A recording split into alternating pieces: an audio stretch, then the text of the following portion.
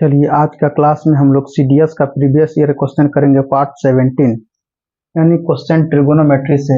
यानी फिर अब आपको पिछले क्लास जाना होगा, 10 क्लास में आप ये पढ़े होंगे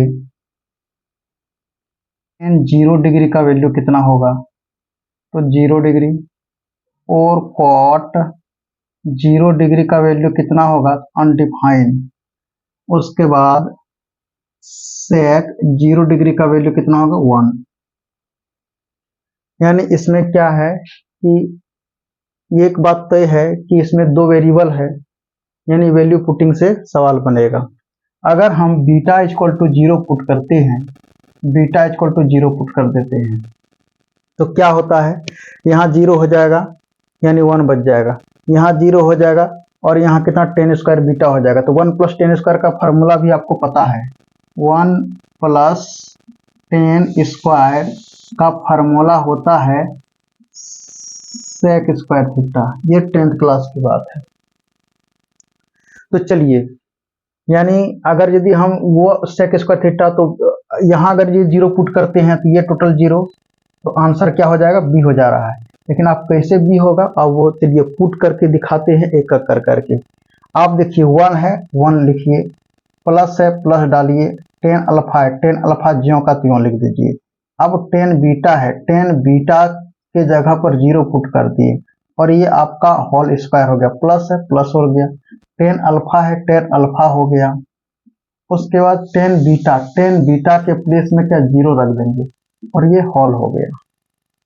अगर आप यहाँ से ले रहे हैं tan 0 डिग्री का वैल्यू कितना हो गया, 0 डिग्री, 1 प्लस कितना आ जाएगा, ये tan अल्फा इंटू 0 का होल स्क्वायर, प्लस और ये हो tan अल्फा माइनस ये 0 का होल स्क्वायर हो गया। अब आपको क्या करना है, यानी 1 प्लस ये टोटल टर्म तो 0 हो गया। अब इसमें क्या हो गया, इसमें तो tan अल्फा का स्क्वायर हो गया। अब देखिए 1 प्लस कितना आ गया, tan स्क्वायर अल्फा। अब जस्ट अभी इसका हम फार्मूला पढ़ाए, 1 plus tan square theta equal to क्या होता है, सेक स्क्वायर थीटा। तो ये जो हुआ आपका सेक स्क्वायर अल्फा हो गया। अब चारों ऑप्शन में से कौन सा ऑप्शन में पुट करें कि मेरा सेक स्क्वायर अल्फा आ जाए। अगर हम इसमें पुट करते हैं यहाँ बीटा, तो tan 0 डिग्री बराबर 0 डिग्री कैंसिल हो जाता है, ये सब खत्म हो जाने। एक करके हम दिखा देते हैं, यानी ताकि अच्छी तरह से आपको समझ में आए। ऑप्शन ए में लेते हैं, tan square alpha into tan square beta के जगह पर 0, क्योंकि हम माने थे let tan beta equal to 0। अब देखिए ये जो आपका tan अल्फा 0 से मल्टीप्लाई करेंगे तो क्या 0 हो गया। चलिए ऑप्शन ए नहीं होगा, ऑप्शन बी चेक कीजिए।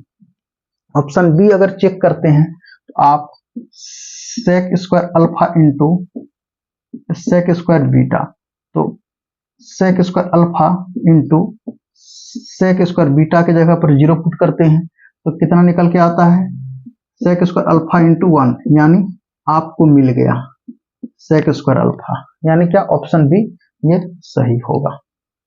तो आपको एग्जाम हॉल में 10 सेकंड लगेगा बनाने में।